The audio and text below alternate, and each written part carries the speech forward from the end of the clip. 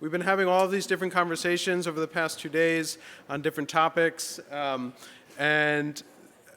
Again, what we want to do here is, really bring in the discussion element and have a discussion, and in this case, about free expression and sort of the technology companies' role in encouraging and enabling free expression and sort of the challenges related to that.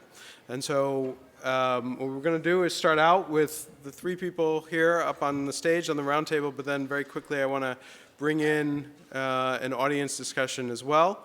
And I think we have basically the three people I wanted to be on stage were the three people who were able to make it on stage, which makes me very happy, because that's not always the case. What I'll do is I'll just have each of you introduce yourselves, and then I'll start asking some questions, and we'll get the discussion going, and then we'll get everyone involved. So, Michelle, let's start. Hi, my name is Michelle Paulson. I'm Senior Legal Counsel at the Wikimedia Foundation, the nonprofit that hosts Wikipedia, as well as a number of other online collaborative projects. Hi, I'm Dave Willner. I run policy, safety, privacy, support, and a bunch of other things at Secret, which is an anonymous social network. Before that, I ran content policy at Facebook for 5 or 6 years.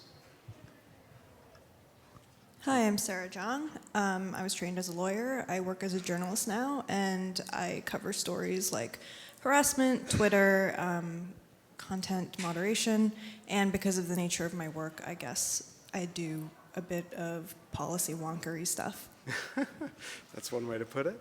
Let's start with the basic question. There's sort of this concept out there. People talk about certainly how much the internet and technology has sort of, enabled free speech, around the globe. And some companies certainly sort of take that on as something that they think is important. How,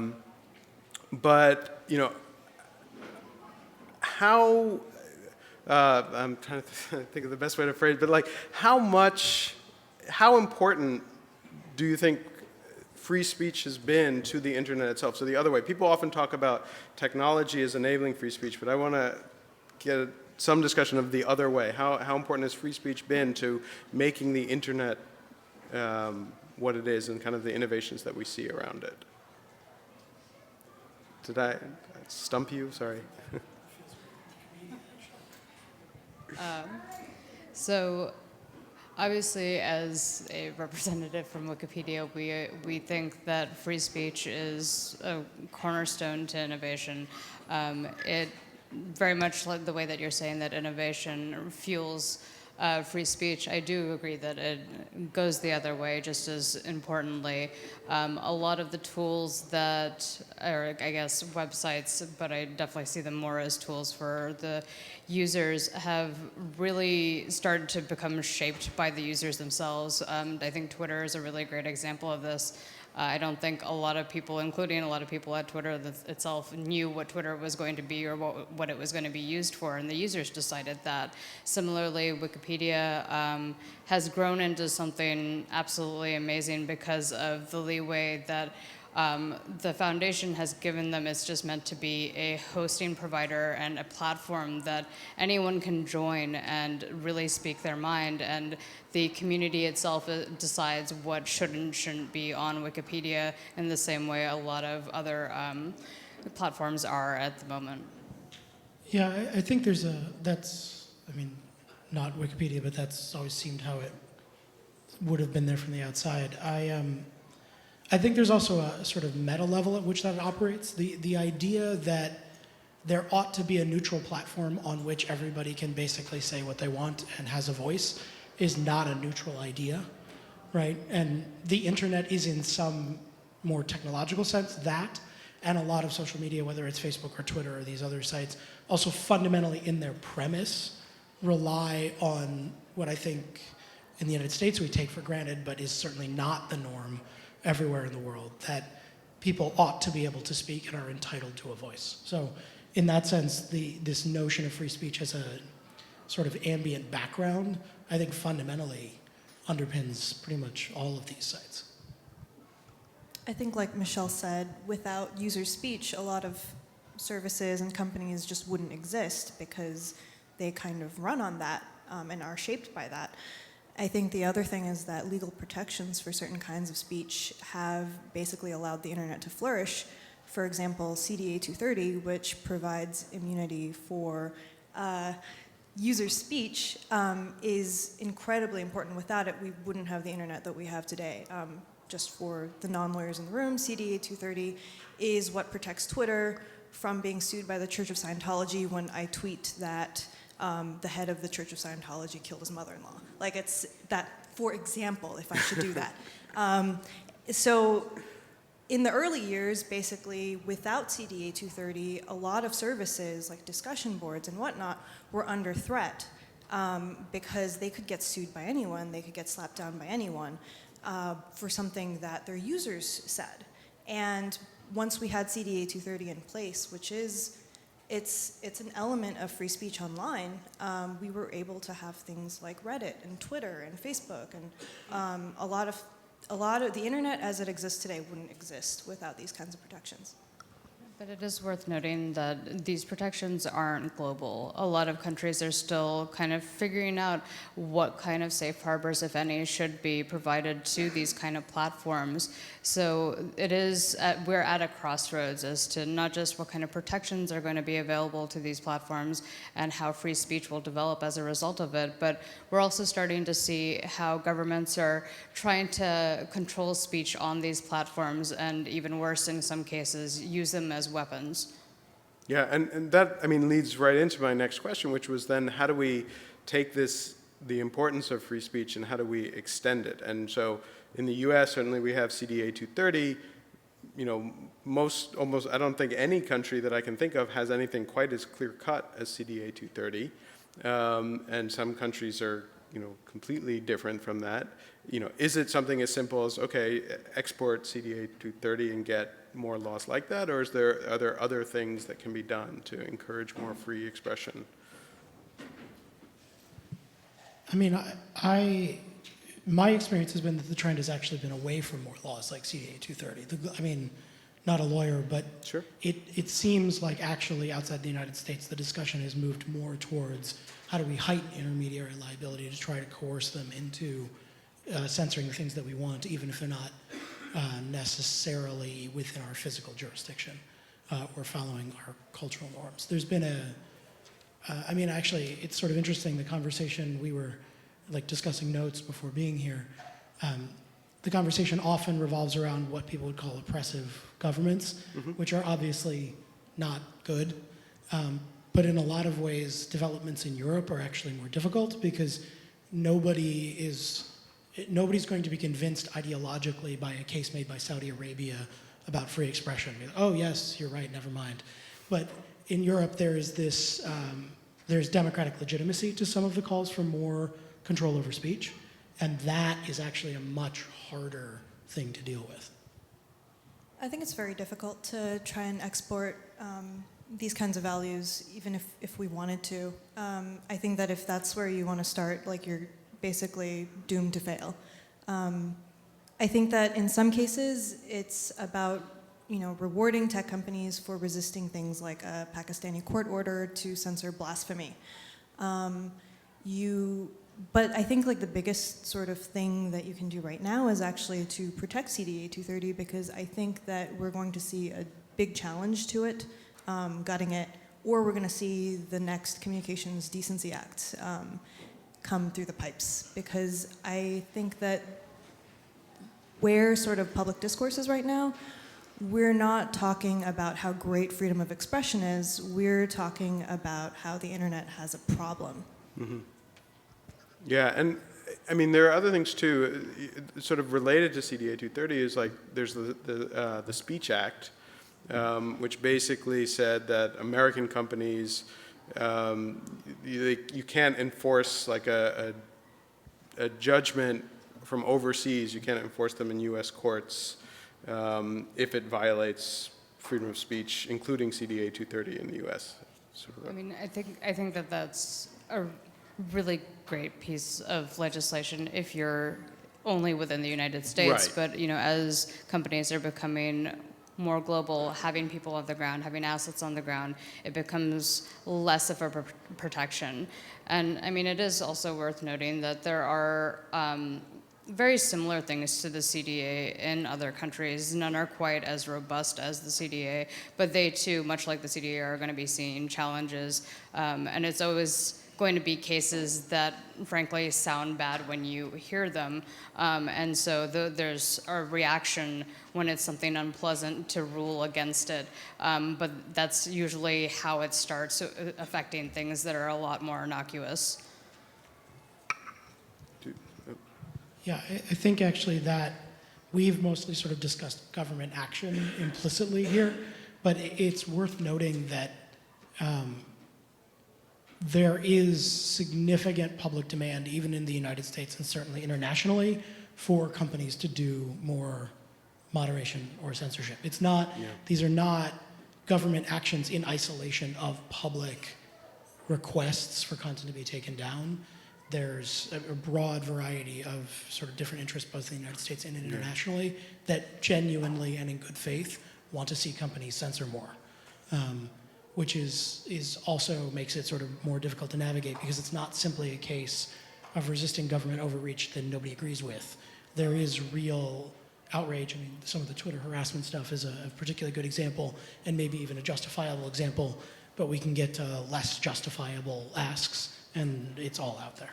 Yeah, and well, I mean, that raises the next issue, which is that, you know, what Sarah brought up, where, I mean, people are certainly looking at free speech online as, you know, the sort of problem cases today, and there are cases that are, you know, horrifying. There's harassment and very serious things, and they're certainly concerned that if that continues, that you scare off kinds of expression that you actually want as well. And so, you know, how do you deal with that, right? I mean, the reaction of some people immediately is to, you know, well, you know, shut it down, block, you know, censor, exactly, which then puts you on this potentially slippery slope. But I also don't think there's necessarily any easy answer, too. If you just have like the completely unfettered thing, then you create a huge mess as well. So. I mean, I think part of it is really dependent on what kind of organization you are, but more importantly, what kind of community you serve and what they want. You're not always going to be able to give communities what they want because, frankly, the communities won't always agree with themselves. But it is a balancing act, trying to make sure that you're keeping your users happy and in a safe place, but also towing that line that you're not disabling or censoring in any way. Yeah, I think we would be better served by, and this is perhaps slightly iconoclastic of me, but I think we would actually be better served as a tech community in acknowledging that we do moderate and control. Everyone moderates and controls user behavior, right?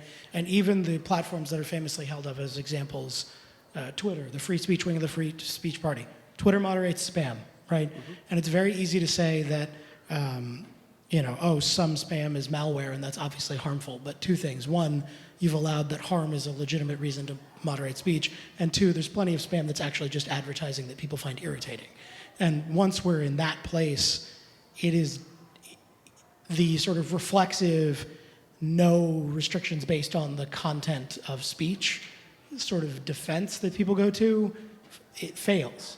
And while still believing in sort of free speech ideals, I think we need to actually acknowledge that Rubicon has been crossed, and it was crossed in the 90s, if not earlier, and that the defense of not overly moderating content for political reasons needs to be articulated in a more sophisticated way that takes into account the fact that these technologies need good moderation to be functional, but that doesn't mean that all moderation is good.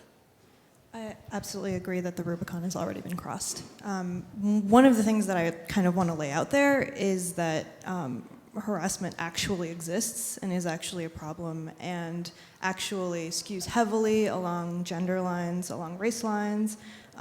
People are targeted for their sexuality. And it's not just words online. It ends up basically being, you know, a seemingly innocuous, or rather, non-real manifestation, when in fact it's linked to, you know, real-world stalking or other kinds of abuse, even amounting to physical assault, death threats, so on and so forth. And that there's like, a real cost to it. You get less participation from marginalized communities, and when you get less participation from marginalized communities, you lead to a serious loss in culture and value for society. For instance, Wikipedia just has fewer articles about women, and also its editors just happen to skew overwhelmingly male. When you have greater equality on online platforms, you have better social value for like the entire world. That said, I think that there's kind of a huge problem because you sort of have this issue of oppression, and it's basically entering the same policy stage that was prepped and primed by the DMCA, essentially. We're thinking about harassment as content when harassment is behavior. And we're jumping from there's a problem, we have to solve it. And the only solution we can think of is the one that we've been sort of doling out for copyright infringement since the aughties, and that's just take it down, take it down, take it down. And that means, like people on the other end taking a look at it, taking it down, and some people are proposing like content ID, which is not a good solution, and I hope I don't have to spell out why to this room in particular. But essentially, people have looked at the regime of copyright infringement online, at the regime of copyright enforcement online, and they said, well, why can't we do that for harassment without looking into all the problems that copyright enforcement has run into? And I think what's really troubling is that copyright is a specific exception in CDA 230, and in order to expand a regime of copyright enforcement for harassment, you're going to have to attack CDA 230 and blow a hole in it. And so that's sort of, I think, the legislative reality that we're looking at if we're going to keep going down this road of the only way to fight harassment is through content removal. And I don't think content removal is the only answer, but nonetheless, we have to understand that that's sort of a huge viewpoint right now. It's not that free speech is great and that we have to protect against oppressive governments. It's that we need to have better content removal systems in order to protect women and minorities. I think we're starting to have questions in the audience, but just I was really... about to go into the questions in the audience, but do you guys want to have... Oh, sorry, I just go ahead. wanted to do one point. I don't think we necessarily need to equate the only way of getting harassment to stop being censorship or content removals. I think there is a difference between trying to maintain civility and going straight into censorship as the only solution. I am perhaps the heretic on stage again, but look, Facebook, we did a lot of content removal. We had a couple of million reports coming in a week. So when I talk about sort of how to do this, it's not purely sort of conjectural. And there is, you have to be limited and responsible with it, but there is a place for content removal. The problem is that while it's, you're correct that harassment is a kind of conduct, not a kind of content, what these companies actually have to look at and have control over is content.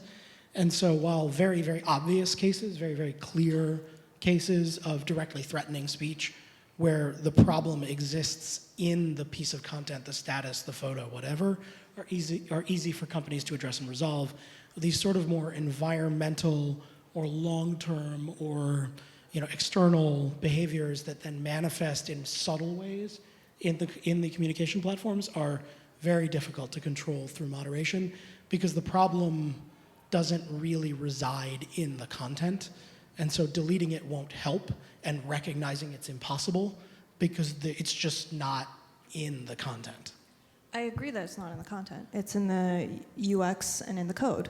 I don't think that there should be a cutoff between moderation, UX, and code. I think that they're all part of the same thing. I want to go to sort of the Jezebel rape GIF incident, which is something that's touted in the media as like a huge issue because what was happening was that people were harassing Jezebel commenters by using the Kinja platform, which is their commenting platform. They'd make anonymous accounts and post really graphic GIFs of sexual assault.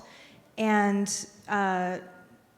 Nick Denton and the higher-ups at Gawker were like, well, we're not going to disable anonymous accounts because free speech is important. And the Jezebel staff basically revolted and said, we don't want to take down this anymore. Like, we don't want to be the moderators for these comments. This is having a real psychological toll on us. And so there were some policy changes, but what I find really interesting about this whole incident is that at no point did anyone say, hey, what if we disable GIFs for anonymous accounts? So we don't end anonymous commenting, and thus we save anonymous speech, but we just disable the GIFs. And so I think that there is a real link between infrastructure and content, and it's something that people don't talk about enough. And like, that's something that I would really like to see out in the public discourse more, is how do we cultivate a better internet, not just through content removal? Yeah, I think, yeah, we're agreeing. I think that's exactly right. I think Twitter's actually a really clear case of this, with apologies to my friends at Twitter, but Twitter is a big machine for everybody to yell at each other, right? Like the power of it is that it's this open, accessible conversation that everyone can participate in. And so when it's good, it's really good, and when it's bad, it's really bad. Like the power of that openness is not, it cuts either way. And on some level, the problem they're currently facing, which is a really hard one to solve, is basically Twitter works really well. And some people want to use Twitter to work really well for bad reasons. Right, and what's really fascinating about Twitter is that people take it very personally when they're yelled at on Twitter, and that has everything to do with the fact that you can see all your @replies. Like, suddenly it operates as an inbox, and it feels very personal, like you're having your own space intruded on, but there's nothing like intrinsic about an @reply that makes it actually intruding into your physical space. So that's a UX design issue, and yeah, I mean, like, that's just something Twitter has to deal with. And I mean, I agree that it's a hard problem, but I think it's only a hard problem because no one's been taking it seriously until it got really, really, really bad. It's a bit like the spam is a really hard issue. We're still struggling with spam. Spam is a huge problem in the technology industry, but people think it's been solved because it's become invisible. Sorry, I want to let the audience in, but I actually do think, I think the content ID and spam analogies live in a bit of a different bucket from something like harassment. There's two, in sort of dealing with these issues, there's two broad classes of problems. There's matching problems and meaning problems. So with copyright and spam, because in the case of copyright, you're trying to say, is this other thing? You can build a corpus of the other things and match them, and that's, I mean, it's not easy, but people know how to do that. And similarly, spam, since it's largely done by robots, yeah, they try to work around it, but you're basically having your good classifier robots fight their bad classifier robots. Harassment, part of the reason harassment's trickier is not just because people haven't been focused on it, right? I mean, Facebook has tons of teams that work on this. There are really good, thoughtful people at Twitter who work on this.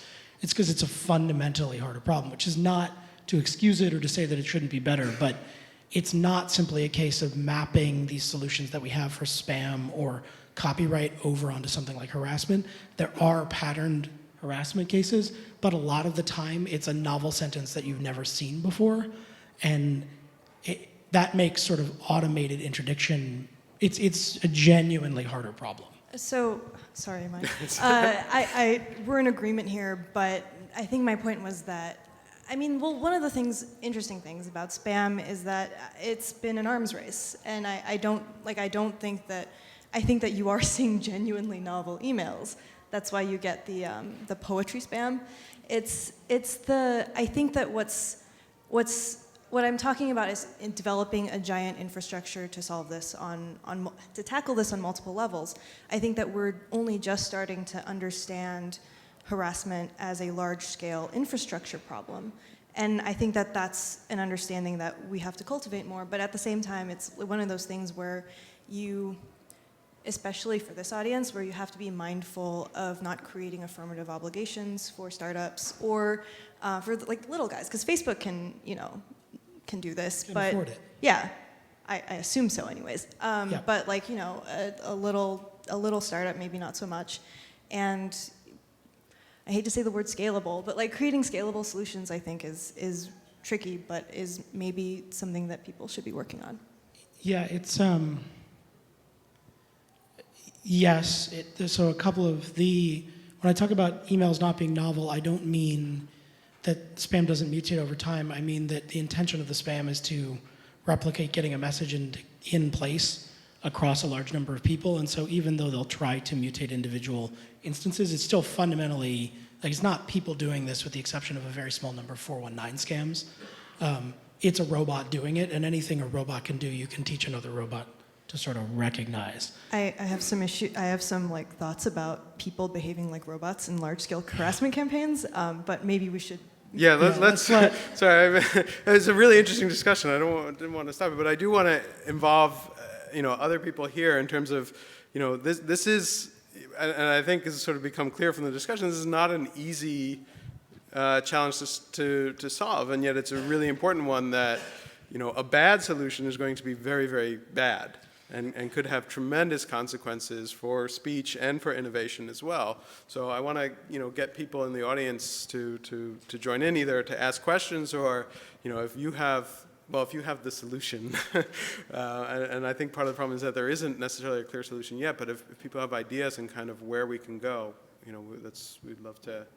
And Nick, you had your hand up before, my but question was answered. Okay. Well, getting the first person is always the tricky one. There we go. I agree with the terminology and the framing of a lot of these discussions when we're talking about internal regulation of the services and their relationship with their customers. I think free speech is at issue.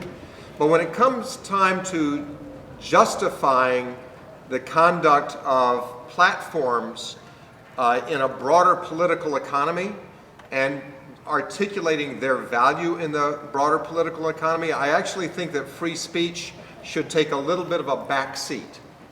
Because what is primary, that is absolutely characteristic, uniquely characteristic of the internet, is freedom of association and freedom of assembly, virtual assembly. I traveled to Syria in 2010 before it blew up to hell, and noticed that I could not access Facebook and Twitter and YouTube and Skype in Syria, and made me wonder what was the threat of them to the regime. It wasn't that people could speak, it was that people could connect. And a freedom of speech doesn't count so much if you're free to speak in an empty room with nobody listening to you.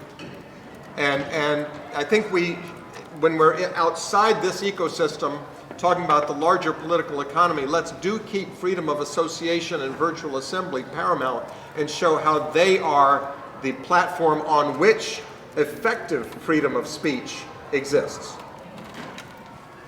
So, Andrew, I mean, I agree with you, but I don't necessarily think that means or necessitates free speech taking back step to freedom of association. I really do think that they go hand in hand. If you can't speak to anyone, there's really no point in the speech. But similarly, if you can get together but not actually speak what you would like to speak, you have some problems. So, for example, if there was no anonymity and we were talking about something extremely controversial, the fact that we could all get together and say nonsense would not really help the cause. I do think you're right that freedom of association is on sort of parallel in terms of importance. It's actually also, this isn't discussed very much frequently, but it's actually also policing users' ability to associate actually is also another sort of more sophisticated way moderation happens, right? If you can keep people dispersed who are going to mount a harassment campaign, that's a lot more effective and scalable than just deleting all the individual things they said. Also, one little follow-up. In that when people say, oh, we're only looking at metadata, not at content, what they're looking at goes to the association, not necessarily, by their terms, to the speech. And I didn't mean that freedom of speech isn't as important. The reason I put it in second place or back seat is that it sits, in my view, on the freedom of association platform. I think that's actually an important distinction, a little less internally for the United States, but I think as other culture sensibilities, and I'm sort of looking towards Europe and its attitudes towards protecting free speech or not really protecting it, as the case may be. I was just pulling up, like, what does the European Convention of Human Rights actually say? Does it even acknowledge a right of association? It's silent as to that. So we're always running in that public policy dialogue head-to-head where everyone in Europe tends to react, all right, I'm overgeneralizing, but let's go with that. But in Europe, it's sort of, oh, you Americans, you do it your way, but we like this much better, it totally works for us given our history, et cetera, and we just end up at loggerheads. And actually, this is sort of interesting to think about because it's sort of an end run around that, that concept where as long as it's your concept of free speech versus our concept of free speech, we're stuck. But if we come up and say, we got an extra right you don't have, now maybe it actually has some appeal and can actually break that logjam that we've got. I think that with freedom of association and freedom of speech, I think that association is definitely important, and it's like the platform on which free speech rests. But one of the things that I was kind of hearing in your what you were saying was that what companies do internally, maybe applying the concept of free speech is kind of not entirely coherent.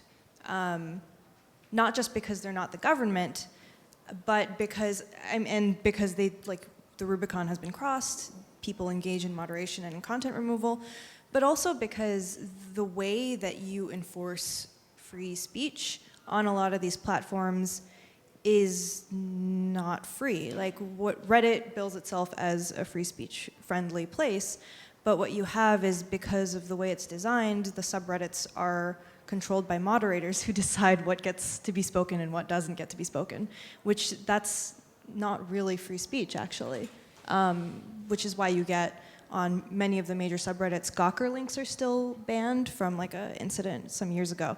But that's a press freedom issue almost, and it's at a place where they're saying that free speech is paramount. So I think that it is a little weird to talk about free speech and these entities. But nonetheless, it's like there is still a problem. Like, you don't want undue censorship, you don't want companies to be bending over to unreasonable requests, and you want to create an ecosystem where people can speak without fear. Nick? I guess I think that's a great point, and I was right before you said that, going to throw out the same idea. But do you think that puts the companies in an awkward position when defending free speech rights of their users when they also are, operating a moderated, controlled platform? And is that? Yes. Yeah. Definitely yes. Agreed. So, I mean, have you directly had to deal with that in terms of, like? Oh yeah, I mean, so the argument that yes, these platforms aren't governments, and therefore, sort of a pure understanding of why the First Amendment makes sense and is necessary doesn't apply. But the fact of the matter is, all of the individual platforms are different, and when you reach Google scale or YouTube scale or Facebook scale or pretty soon Twitter scale, it's not true to say, I don't believe, that the correct analogy is just the local mall either, right? The correct analogy is the telephone system, which we don't moderate. I mean, the NSA checks on all of us, right? But nobody actually is sitting there hanging up the phone calls that are mean. And well, they're not. And there are a lot of, people organize murdering people using the phone all the time. And I think in some ways we tolerate that and don't tolerate it from these more transparent social platforms because the social platforms are recorded and visible, and so our outrage and our reaction are possible. And I'm not quite sure where to go with that or what to do with it. It's not the end of an argument, but I do think that there is a place for, it's not a hardcore First Amendment principle, but at very large scale, these companies do have significant power that is monopolistic within their systems where they can coerce users to not speak, and that has to matter somehow.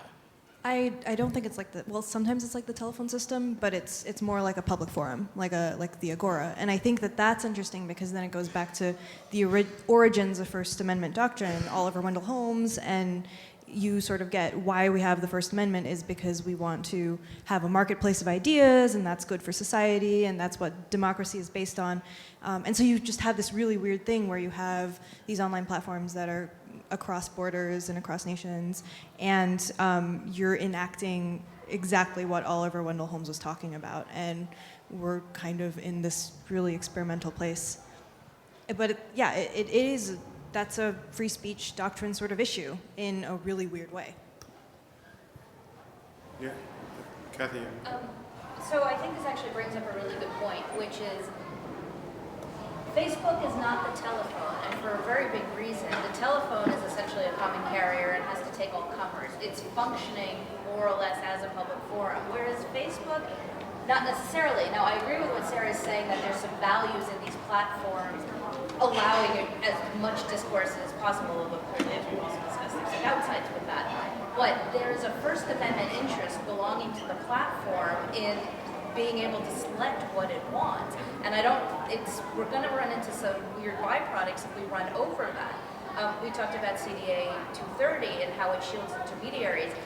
It also gives them the ability to filter. And we actually use that as a public policy solution to help get rid of some of the bad content, because we have this carrot approach as opposed to thou shall take down nasty content, thou can take down nasty content. But it's also because Facebook has the choice to be as good or a bad host for whatever speech that it wants.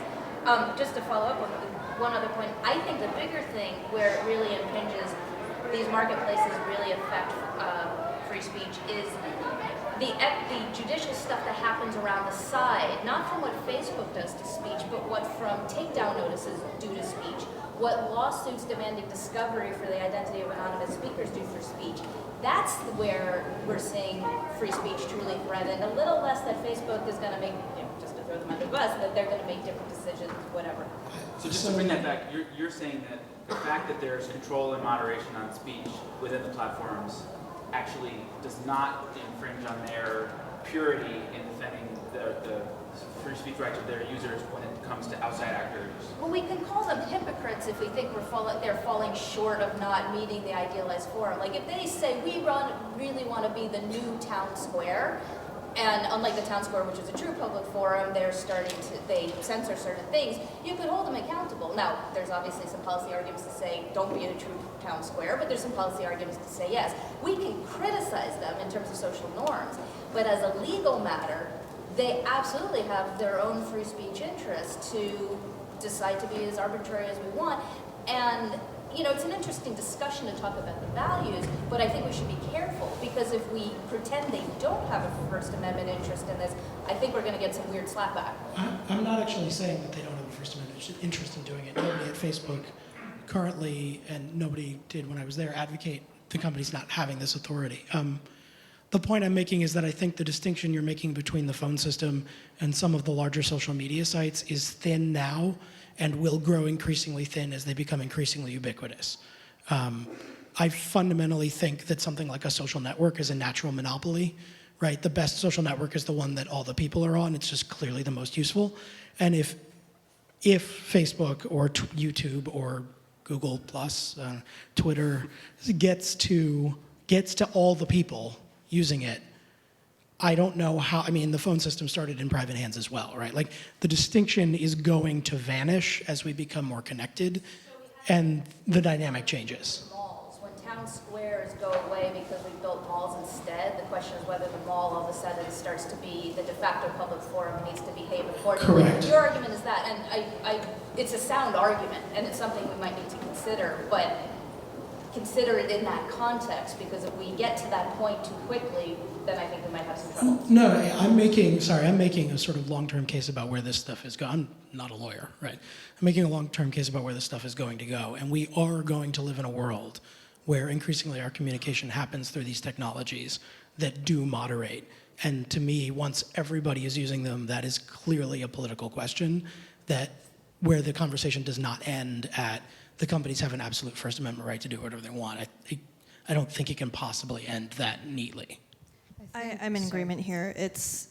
I think that, especially with Facebook, pushing out Facebook Zero, which basically makes Facebook the internet on feature phones, especially in countries outside the United States, you start to see Facebook operating more and more like a common carrier. It's not a common carrier. Legally speaking, it's not a common carrier. Facebook still has protection under the First Amendment, legally speaking, but we're going to have to think really critically about this stuff because we're seeing, you know, problems that resemble a common carrier censoring certain kinds of speech.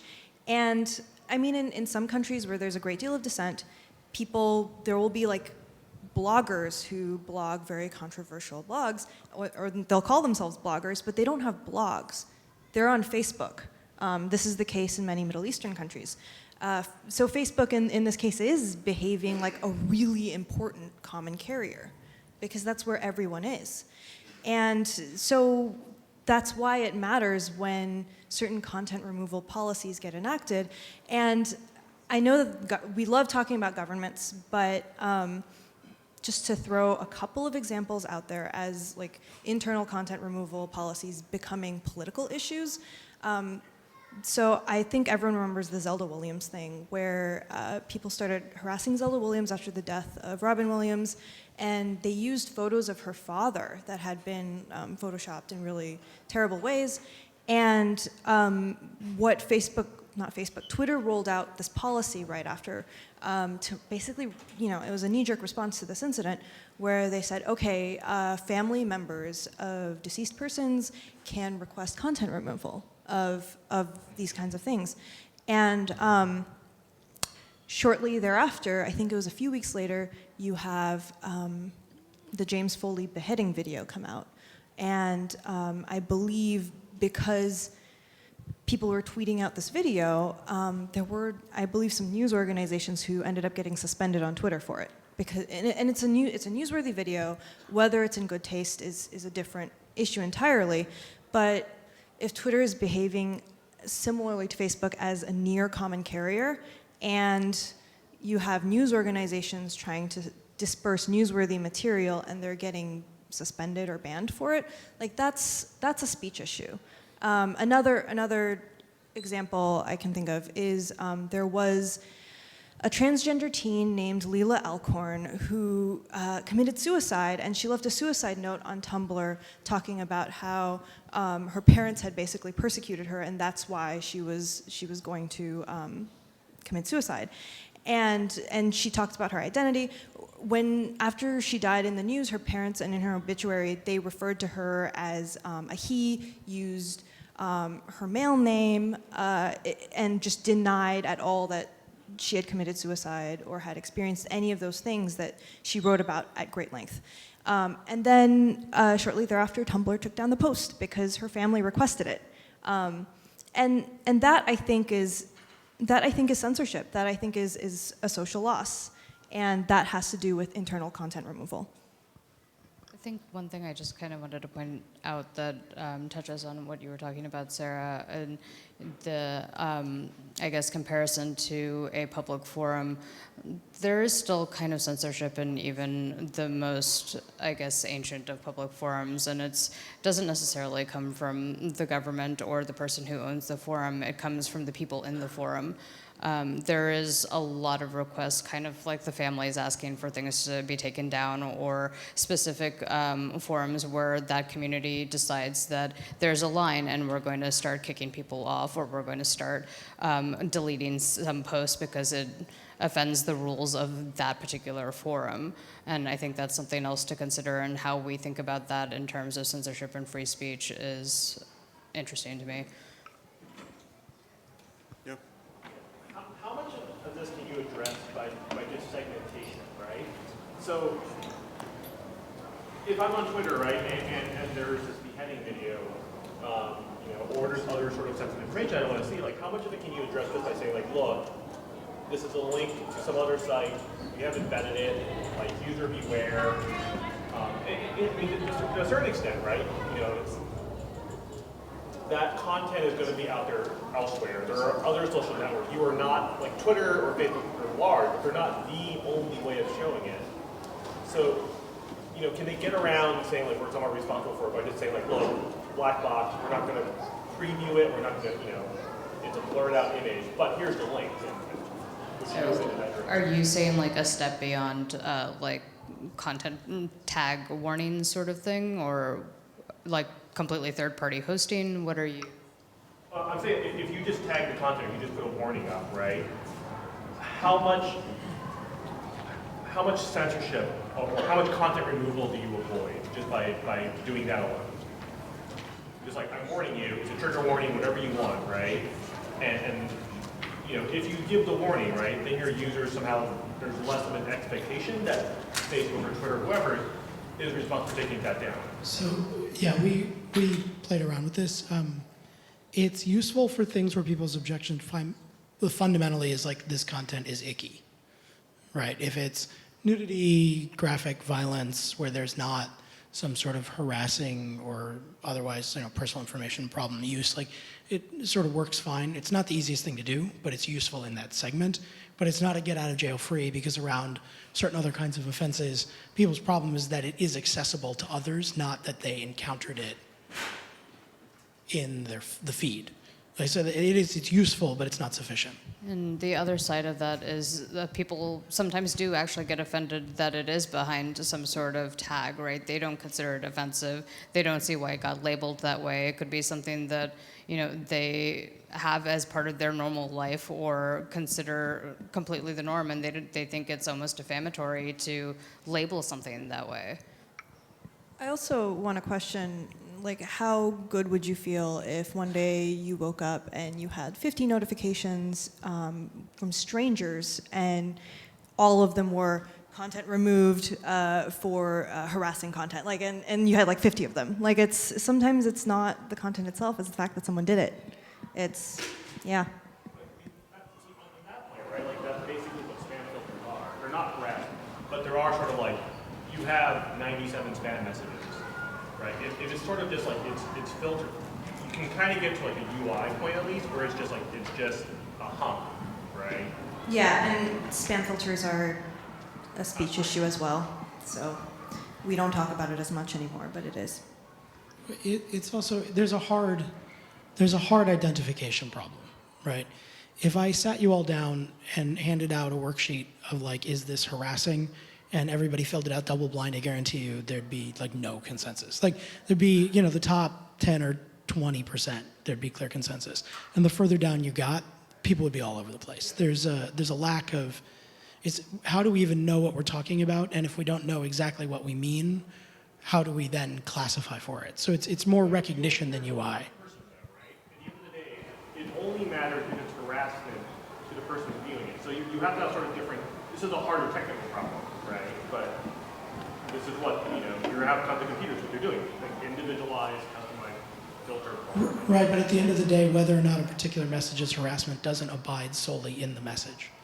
Some of it also abides in the relationship between the sender and the recipient, which I majored in anthropology, right? But I'm skeptical that we're ever going to be that good at classifying information that is not subject to the system.